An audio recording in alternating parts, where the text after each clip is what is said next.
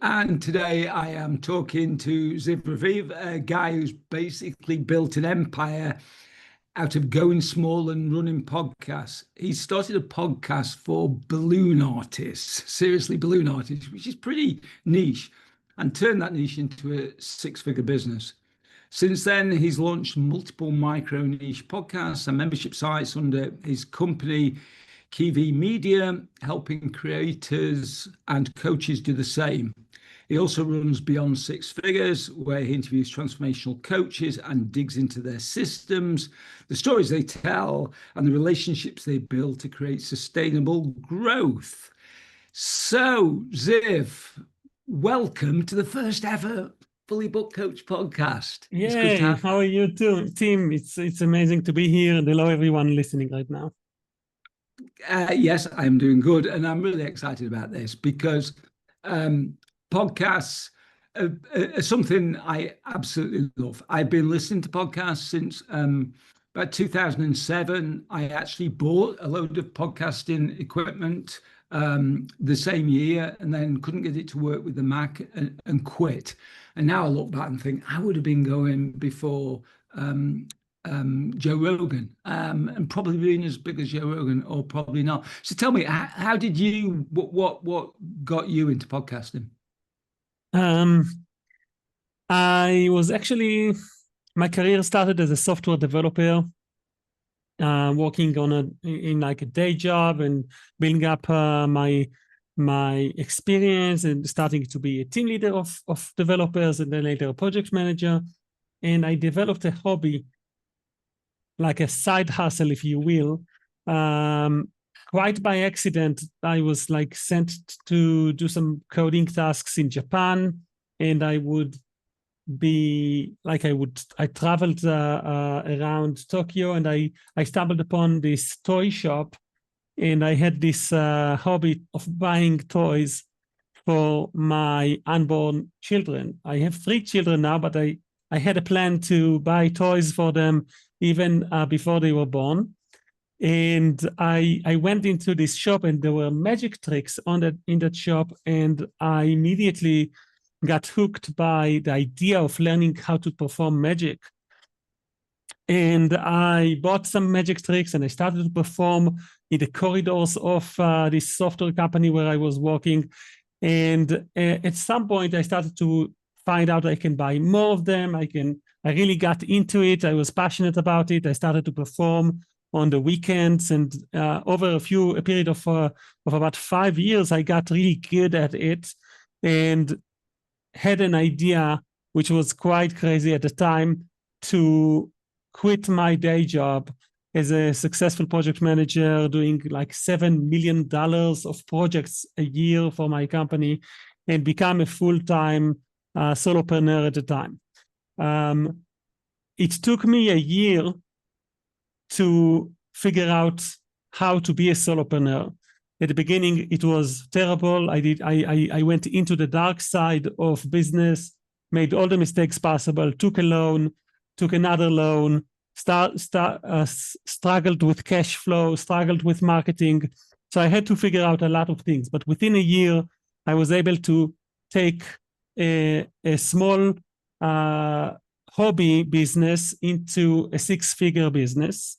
And that made me realize that I have learned enough. I know enough to sustain myself. I can start relaxing. I can sustain my 3 kids back then. And I decided to ask myself, like, how did I learn all these things? And a lot of them I've learned from podcasts. I was listening to podcasts, and I learned a lot of mindsets, a lot of ideas, and I wanted to give back. Back then, I was already doing a lot of magic and balloons. The magic micro niche was already taken with podcasts. So I decided to just try my luck with the balloon artists micro niche. And since then, we've made over $1 million since we've launched the podcast, the first podcast in 2016. We've made over $1 million in that one micro niche. Oh, wow. That is mind-blowing. Yeah, I mean, I'm always pushing coaches to get, to niche as tightly as they can. Do you think, and I want to be careful that I don't drift off into talking about niching because it is a bit of a passion of mine. But do you think there's any niche that's too small? Yes, I do. And there's also niches that are um, too small, but they have other qualities in them. And there are niches that are small and also are just very hard to go after. Mm, So I actually came up with 3 tests that I run by a niche before I go into it. My size preference for a micro niche, based on my definition, it could be different for other people and everything. If it works, then do it. But for me, anything between 3,000 people to about 20,000 people, I right. consider that a micro niche. So if it has less than 3,000, it's going to be too hard to sustain it because some people will say, no, I don't want to collaborate. I don't want to be on your show. I don't want to be interviewed. And if it's over 20,000, it means it's already going to be more competitive and harder to get through the noise and pierce the bubble of the tribe. So you want to Mhm. be able to get to a point where people talk about you from within the bubble, within the tribe. And in order to do that, it has to be micro, it has to be small enough. The 3 tests that I run every micro niche before I go into it are findability, which is how easy it is to find people, braggability, which is how likely it is that they will brag about the interview, and Mhm. sellability, which is how likely it is that they will buy something from you or help you sell something to other people in their tribe. So I need a high score on all 3 of these tests in order for me to actually choose to try a micro niche. And I've done my trial and errors. I had my share of success and my share of failures as well when I thought that it will be very easy to find people, but it turned out that it wasn't. I thought that they will brag, and it turns out that they didn't. And I thought that I will be able to sell, but actually I wasn't ready to go down with my prices to that level, and so on and so forth. So you can make mistakes on all 3, and there are certain signs, certain KPI, if you will, that helps you realize if you're doing all right.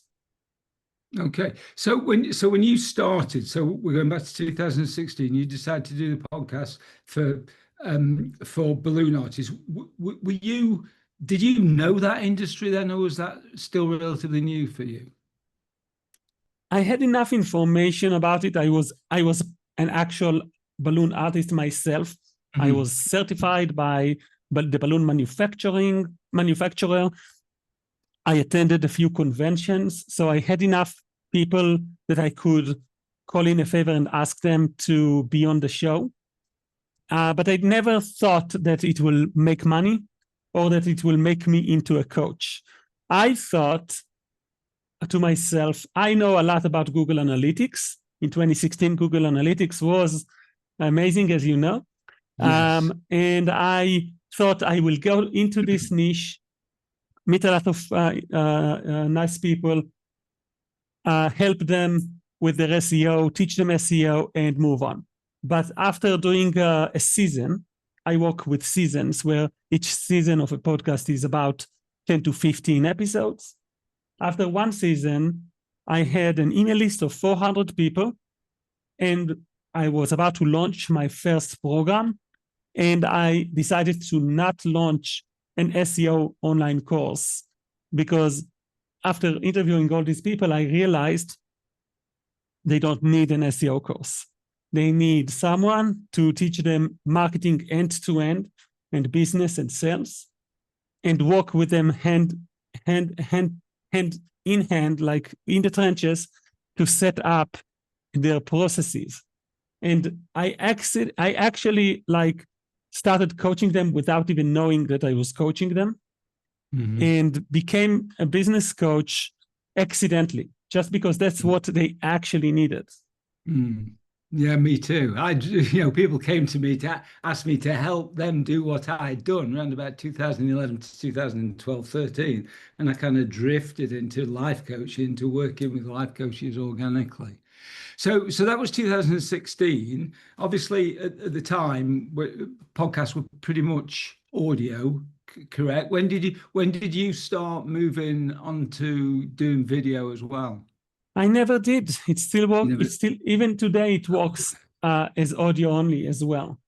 Okay, so Yeah. because that's interesting, because all my favorite podcasts, other than yours, all the podcasts I listen to, just marketing podcasts, and they've all gone on to YouTube as well now. And I think a lot of it's interesting you bring out analytics. 'Cause I think a lot of the reason is because the analytics they can get from YouTube is a lot better, and the control they've gotten to spot when people are leaving, etc., and also the SEO factor, the search factor. Go on, you look like you're itching to say something, Ziv. Dive in. You know, it's exactly the same the same mindset of niching down applies in business and in marketing, meaning just like I could have convinced myself, you could have tried to convince me, well, if you go to a niche that is bigger than 20,000, you'll have more opportunities. And if you go to a big niche, like 200,000 or 1,000,000, then you could be a millionaire. You could sell you sell something for $1, sell something for $10. You already make a lot of money because the numbers make sense. But my experience actually is that the less you do, the better, because you'll do them well. So the reason to go into YouTube is when you have a very strong back, a lot of muscles in your back, and a team behind you, basically. Yes. And you don't mind, or maybe you're really good at video editing or YouTube, and these are skills that are not easy to master. And if you don't have the team, you don't have the skills, you can actually be successful with less platforms. So I could have done TikTok videos. I could have done, a lot of other platforms, Instagram and so on. I was able, with just one Facebook group and one podcast, an audio podcast, and these were and email marketing for people that are engaged, right? So these 3 tunnels, if you will, and I don't really consider email marketing as a classic content creation type of a tool. It's more of a middle of the funnel, bottom of the funnel type of a tool to convert people. So really, with just a Facebook group for a community and one audio podcast, I was able to be successful in making money and being very busy as a coach since then. Yeah, and I love that you said that, because I've got a client who's got a very successful YouTube channel. We're talking about 500,000 downloads with some episodes, and 50,000 is about as low as he'll ever drop. And nice. The work that he puts in, even with a couple of other people, is insane. Like, we're testing thumbnails and titles, and he's up at 3 a.m. watching the stats because he lives in Australia as it comes in, and he's just, and you're right, he's got a team behind him. And when I think about the podcast I love, Marketing Against the Grain, which is Kit Bodnar, who's the CMO at HubSpot, and Kieran Flanagan, CMO at Zapier. So they've got a team behind him. Yeah. Artificial intelligence show, big team behind him. So that's interesting you say that, because I thought about, well, you've got to be on YouTube, so maybe not. And it frustrates the fuck out of me, to be honest with you, because I'm always listening, and then they'll start referring to graphs or things. I'm like, no, I can't see that. I'm in the middle of the moors with the dogs now, and I'm never going to sit down and watch YouTube, because when I'm in front of the computer, I'm doing other work. So that's an interesting perspective. So so thank you for that. So if I was a new coach now looking to start a podcast, or not even a new coach, a coach looking to start a podcast, which is exactly what I am, because I said to you before we started recording, this is the first one I've ever done. I don't know how many I'll do more. What would you? Well, first of all, let's start equipment-wise. What do you feel like you've got to have this? You cannot start without this, and this, or is it just nothing, basically? It's actually easier than ever today, I think, to start a podcast. I really think that all you need is about $60 to $80 to buy a reasonable, not even a fancy USB microphone for podcasting. So if you go to Amazon and just look for USB microphone for podcasting, there will be many companies. I like Blue Yeti. I like Shure. Shure is just slightly more expensive, like $120. But around that area, you could actually buy something that plugs into to a USB port on your laptop or computer, and is going to be enough for from the standpoint of equipment for a proper audio podcast. Now, there are ways to edit your podcast by yourself. There are ways to do it for free with all sorts of suites and software. There are ways to do it with a paid tool, which is, I use the tool that costs $50 for many years. But at some point, I decided. What is it? What is it? Don't say it's that. Wave. Maybe. It's sorry. It's WavePad. WavePad is a paid version. Like, I think there's something like $50 a year, and they're very intuitive. Like, you just go in and you start to copy and paste things just as if it was text. Very, very intuitive stuff. These days, there are other tools that could probably, with AI and like Discord is a video editing service, but that uses AI, that it actually can do audio editing as well. Bottom line is that it's relatively cheap to also have an audio editor do the editing for you. It's relatively cheap. It's around $40 for a full episode. If you record longer episodes, like an hour and a half, and so on, it might go up to maybe $80. This is like give or take the cost of an audio editor that will do one episode. So from my standpoint, for about $160 a month, every month, you could pay for an audio editor to do your editing. I like a company called Bear Value. They do my audio editing and my clients' audio editing. There are other companies, you could go into Fiverr and find hundreds of people that will do this. And once you have your audio editor guy or service, it makes the process quite easy to follow. You will also need to pay for audio hosting.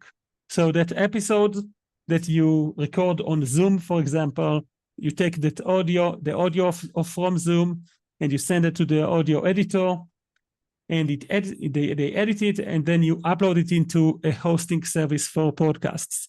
You need a separate hosting service because the traffic to download your podcast can actually stack up and ramp up and become slow down your website. So you have to use a platform that will help you also with consolidating the episodes and stream them into many outlets like the services. So I use Blueberry, but you could also use Libsyn. Both of these, I used both of them for different podcasts for the hosting. And that might cost you an extra $10 or $12 or $15 a month, or so, maybe $20 if you have longer form episodes, maybe $5 if you are only uploading every 2 weeks instead of every 1 week. Either way, you're going to get into a world where you pay every month about $160 plus the hosting, another $20, so $180 a month. And now you have a higher end content engine that allows you to meet smart people and be coached by them and learn from them. It allows you to do SEO efficiently, because every episode can be transcribed very efficiently and go into your website with high quality content. And you will be serving your clients in a better way. You will be creating new relationships with your listeners. So it's a huge opportunity from my standpoint for a relatively affordable fee. Right, and I agree, and I think sometimes, well, a lot of coaches are looking to do stuff for no investment, which is kind of like, I understand that if you're short of money, but at the end of the day, this is a business we're trying to build. And interesting you say, about meeting people. A friend of mine, Liz Scully, she does a radio program that she's had like 13 million downloads, I think now. And she's got a number of clients from people she's interviewed, Yeah. which I can believe. I mean, Oh, podcasts are same. a great way Lots of of, getting. yeah. If someone wants the bare minimum, they can start with $5 a month for the hosting, just $5 with the smallest package, and the cheapest microphone they can afford, like for $20, $30, $60. So you could, as long as you edit things yourself, you could save most of the expense. Yeah, and I'm dead against that because to me it's like, I had a client one time and she built her own website and it looked fantastic. We went through it. But when we started to break it down, it took her like 60 hours. I'm like, what could you have done with your marketing in that time and brought somebody and paid somebody to do that for you? So, if you're spending hours editing stuff, you may feel like you're getting it done for free, but you're really not. You're putting no value on your own time and where you can be most effective. Absolutely. Like in the first year, I would spend a full day every week on the editing. It took me a long time because I wasn't experienced with it. And that one day a year, every single week, I could have used that day for a lot of other things. At some point, it started to feel like I don't enjoy this. I don't like doing it. And I think that especially successful business coaches that are already making money from their clients, it's just it doesn't make sense that you will try to do everything by yourself. Yes, you need to understand what you're doing. You need to understand a little bit about it. But to me, 1 year of editing it myself, probably did more than 1 year. But at some point, I was very happy about finding someone to do the editing for me. Yeah, I definitely agree with that. So we met on Podmatch, and that's something that I only signed up for about 2 months ago, maybe a little bit more than that now. And honestly, it's just I've been on so many podcasts. I don't know whether I'm losing track of all the podcasts that I've been on. And somebody's asked me, so I'm going through some questions that my newsletter subscribers asked me. Somebody said, what's the best way to pitch yourself to appear on podcasts? So obviously you use Podmatch. What is that it, or does it people come to you? Well, actually, I don't. My go-to solution is not Podmatch. Okay. Believe it or not. Although there's nothing wrong with these platforms, I just feel sometimes like they cultivate the same group of people in a way. Yeah. And not necessarily people that are just like meteors that are successful organically because they figured out some stuff that to me is like sexier, if you will, to be able to find someone that just like isn't really aware of the trends of a certain platform. They're just doing their thing and people resonate with it. So I prefer finding people myself. So believe it or not, I actually do research. I look through Google, I look through LinkedIn, I look through, like, I don't do it myself. My team does it for me. They have their criteria of what am I looking for in an interviewee. We start by a concept. We start the research by an exercise that was coined by Pat Flynn in his book, Will It Fly? He calls it the Nifty 50. So the Nifty 50 are about 10 people from 5 different categories. We extended it to a little bit more, like 12.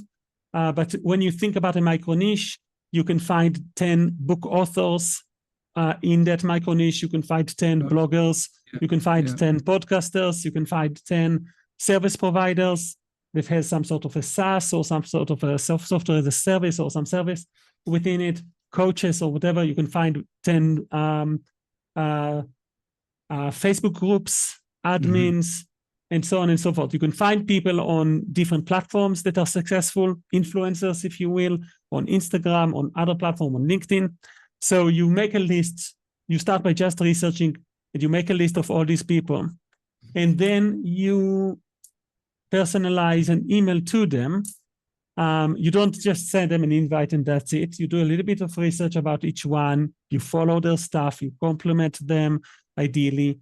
And then once you're ready, you invite them to be a guest on your show. So that is one type of an interviewee activity, like finding an interviewees.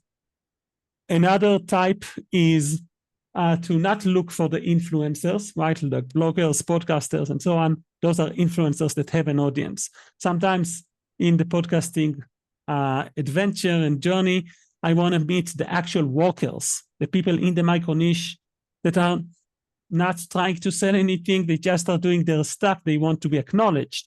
And those are the relationships. Those meetings sometimes can lead to you selling your coaching package just at the back end of the interview. So I actually find people that I think that are interesting for the podcast from a storytelling point of view. So I don't try to sell them right away. I really care about their story. And I look for them on Google or on the other platforms, and I send them a message or an email that is personalized. I don't use any of the spray and pray type of platforms where you send everyone the same invite. Right. I don't do that, even though there's nothing wrong with that if it works for you. I don't think it works as well as it used to. And we are getting anything between 5 to 10% reply rates on those invites. On a personalized invite, 5 to 10% will reply and say, yeah, I want to be on your show. And that's workable. That's enough to get to a point where you do about 2 episodes a week. You record them, and you only need 1 a week to sustain the pace of a weekly show. So yeah. Yeah, and it's funny because before like I said, I joined Podmatch 2-3 months ago, and I thought we'd met on there, but now you're saying that we didn't. You contacted me direct, and it was about the same time as I joined. So I joined them. Prior to that, I've only been on about, always only been on about 2, maybe 3 podcasts a year, but I'd really highly target them and listen to them, like 4 or 5 episodes, really get to know the hosts, and then I'd zone in on one thing and say, look, I can help you with this, I can talk to your audience about this. And I almost always got on, because I would send an email out that was specific. Now I'm getting on ones, and it's kind of like, it's interesting. And I think it's good experience. I'm not sure, because I've been in podcasts for 10 years, I needed experience being a guest, but it is good experience. I think for new coaches, that's probably not a bad thing to do a platform like that. But I do know what you mean. I'm sort of seeing the same ones crop up again and again now. You know what? I feel like it's a little bit like in the swimming pool, right? You have the deep end of the swimming pool, and you have the small toddlers swimming pool. I think Podmatch, I don't mean to disregard it or disrespect it, right? There's nothing wrong with the platform. It might be life-changing for some, but to me, it feels like the toddlers swimming pool, which is a great place to practice, a great place to flash your story and get used to answering questions on the cuff from someone that is basically a colleague. And then later you can go and go into the deeper end of the pool.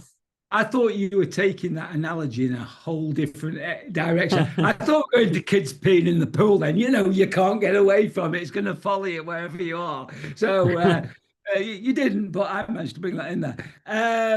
So let me Don't stay too long. Don't stay too long. Don't stay too long. Yeah, don't drink the water. Don't swallow any of the water. Exactly. Yeah. What are the mistakes that you see people make when they first try to do podcasts? one of the mistakes I made was to go into a micro niche that I didn't know anything about, except that I had the idea that I could help them. But there was no emotional connection whatsoever beyond the fact that I thought I could teach them marketing. And I did that on purpose to prove that I can do it, to prove that I can go into any niche as a professional podcaster. I allowed my ego to lead the way on that one, and we've sent over 1,000 invites on that micro niche in it, and we did one interview. And that one interview led to a strategy session, which is basically a sales call. And eventually I realized that this engagement is not the type of engagement that I am looking for. And I stopped the entire project and I moved into my next project and my next project. And I did 9 micro niches in total by now. Since 2016, and from each one, I either learned something or I have been able to make money. On some of them, significant money. So like this year, we're going to do about 550K. Oh wow! Yeah, that's very good. What's the weirdest podcast you've been involved in? I'm not sure I would call it the weirdest, but specific, quite specific. One of the podcasts I launched is called the Teen Drug Abuse Podcast. And it is a podcast that I've unfortunately launched while dealing with a kid of mine that was going through a drug abuse period of their lives. And it was very painful for many reasons. And I needed to have a system for myself, and I realized that if I need this, then other parents need this too, potentially. And I went on a journey of producing this show, which was actually very valuable on the emotional level. I've learned a lot. I gave a stage to people that need a stage, all sorts of therapists and thought leaders in this very, very specific problem niche, micro niche. And I'm very happy that I put in the time to create something for free for the world, which is still available and still very valuable. Like every single episode you listen to, as a dad, you can really get encouraged, as a parent in general. And I think you can learn a lot, and it opens up your ideas about how to take action in such a frustrating situation, which can be a life and death situation as well. So it is a very important, thing to go through. But I did that for a season. I got myself in the position where I have people that are asking me to coach them on the business side of things. And I wanted to honor their needs and to the fact that they could really not afford someone at the point where I was coaching already. I didn't want to go down on my fees as well. So I created this free resource and kept it live for anyone that needs it, and basically moved on to another micro niche. Okay. Where do you see podcasts going? And let me preface that a little bit, because I built my business on the back of guest posting, and for SEO, a lot of it, building backlinks, etc., and wrote about 150 guest posts in a couple of years. And I see podcasting now a little bit where guest posting was sort of between about 2008 and 2011, 2012. But I'm not sure where it's going to top out. Where do you see it going? First of all, I want to say that there's a very strong, deep reason why it's still working. Podcasting still works because at a very fundamental level, it creates a relationship between the interviewee and the host. And that relationship is real, it's tangible, you feel it, you experience it. It is meaningful. It is based on a longer conversation, not just someone I met for 5 minutes, right? Like there's a deep exchange of ideas. There's respect. There's mutual values that are established through an interview, and that is not going to change. So a lot of algorithms change. A lot of platforms evolve. AI is changing everything. But the connection, the one-to-one, real connection, that is actually, I suspect, will not change. This will be even more important in the future because everything will be fake. Everything will be AI'd. You could create videos. You could create, these days you could create a podcast by 2 specific voices, with Notebook LM, and nothing really beats the relationship and the dialogue that is created when 2 people are talking, 2 people that understand what they're talking about, or ideally. That actually creates something that is magical, that is unique, that is special. So the listener understands that and feels that and wants to listen, ideally, if you do things right. So I think that podcasting is not going away. It's going to be to even grow further. Maybe it will be easier to produce it because some of the editing will be done by AI. I already use AI for research. Before I meet someone, I learn about them. You do the same as well. It's very easy to do some research that way. But the interview itself is real. This is not a HeyGen 11 Labs type of an interview. It's an actual interview. You can surprise me and ask me some personal stuff and so on and so forth. And so I think that podcasting will continue to work. Yeah, no, and I'm with you. And I've been, as I said at the beginning, I've been listening to podcasts for 2008. It's my favorite way of learning and consuming information. But you hit on something then that was interesting to me about, there's this conversation, a connection between 2 people, because obviously some podcasts, they don't have guests on. There's just one person or 2 people, some of my favorite podcasts don't have guests on. So do you think they're going to come more under threat from AI than maybe this type of interview podcast? Definitely, yes. Definitely, like interview podcasts will have an edge, I believe.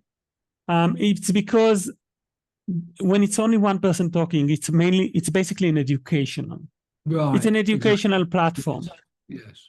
And people can learn faster these days by just asking a few questions from ChatGPT or Claude.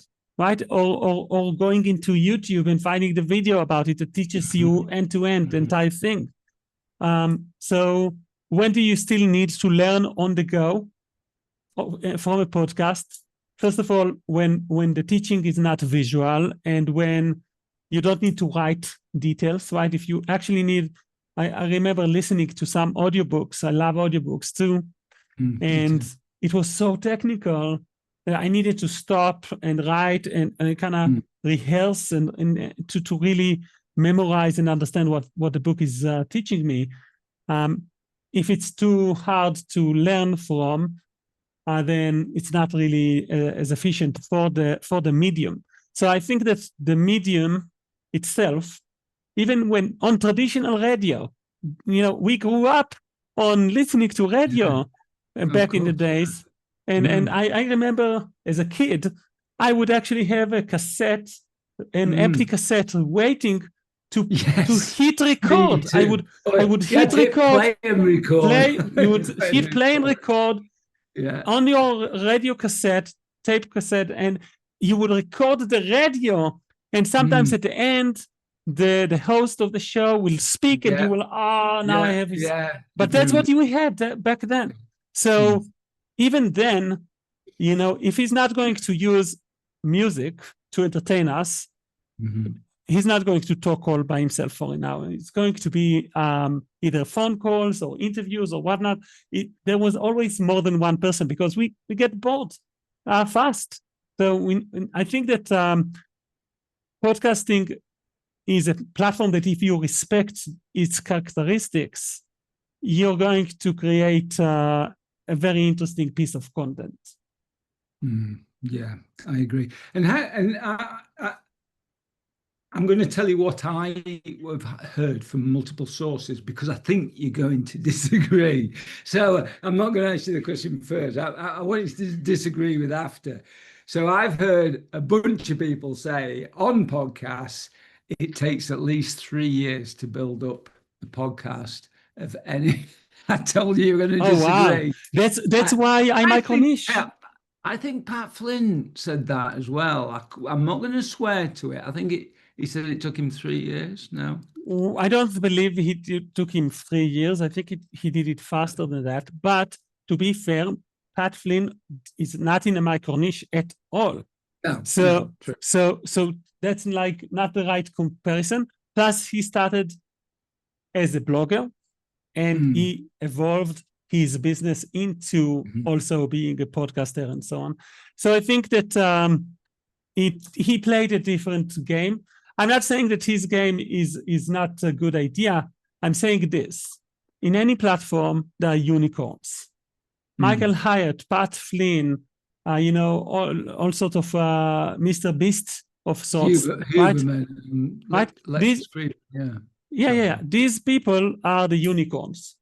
They're very special. They're very talented. They are the seven figures of anything that they do. And there's honestly not that many of them that are that good. If you go to YouTube, for the most part, it's not a million subscribers and millions of views every single video. I've seen some video creators that have 2,000 subscribers and they have 50,000 views here and there. And honestly, they're still it's still good for them. They still are making money with it, and a reasonable amount of money even in terms of attracting clients to something that they some service of sorts. I think that my experience is that when you micro niche, people listen to you faster. They just do. It took me 3 months on the first podcast to get to 400 people in my email list and to launch an $11,000 program. And then to launch 4 months later, another program with another $11,000. So I was making $22,000 on the first year from the podcast. That's, for some people, that's ridiculously low. For others, that's way, way more than what they are making. That's what I did on the first year. On the second year, I did $80,000. And from there on, it grew and grew all the way up to $550K. And I think that some podcasts, if that's your dream, it might take more than 3 months. It might take 6 months. It might take 9 months. That's completely individual and different.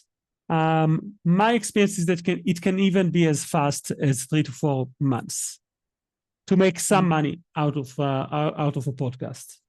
Yeah, and I definitely get that as well, because it is about. It's very easy to get wrapped up in numbers. I can remember having do you remember StumbleUpon? Back in the day, I was quite active on StumbleUpon. I had a blog post that I wrote. Well, I had 4 actually go viral, but one specifically had over 1 million page views. It crashed the server 4 times. Wow! And and it brought me 0 clients. Oh, yeah, I've had other blog posts. I can remember having one on Jonathan Field's site as a guest post. I think it had 40 comments. It brought me 2 clients in the first day. I've had another one on Tiny Buddha behind a paywall with less than 100 people that's brought me about 4 or 5 clients. So wow. It is about that engagement and about how you target who are the people coming to you. It's also, I think, as well, there's an element of building a community. You going right the way back to the balloon stuff. That's a community. They're going to share ideas. They're going to feel like they're all in this together. And I think if you can create that, then you don't need that massive. You don't need the vanity numbers, basically. So Exactly. Ziv, tell me about. So I'm a coach. I come to you and I'm saying, Ziv, I want to set up a podcast.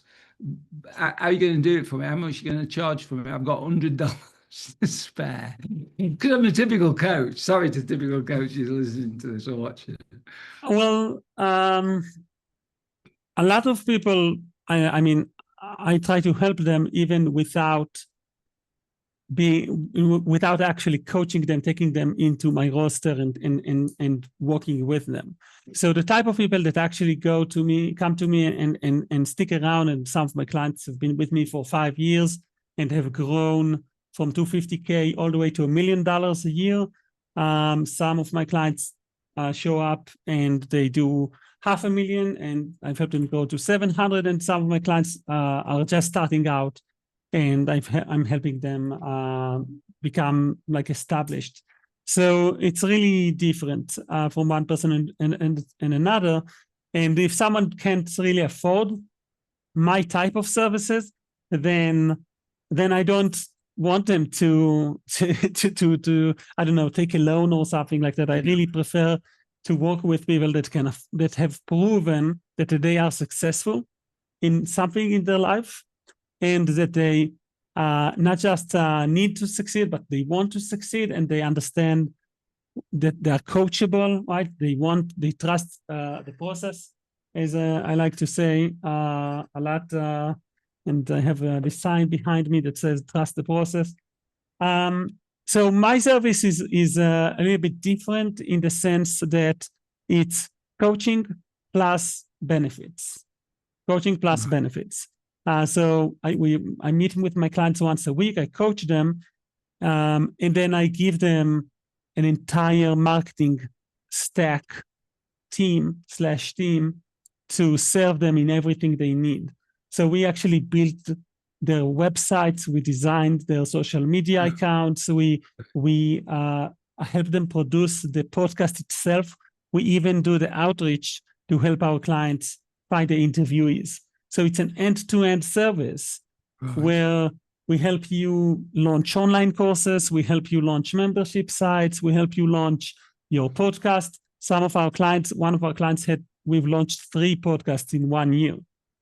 And we didn't know which one will bring them a client. And the first client came in from one of them, and we just tried 3 different angles.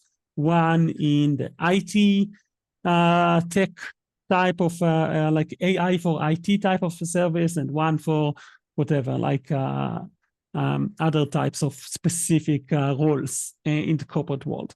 So you really can, like I serve different types of business owners, and we do everything for them from a standpoint of marketing. We coach them on sales. We coach them on automations. We coach them on business, and it's an all-inclusive feeling type of an experience, because it's one flat fee for everything. Okay.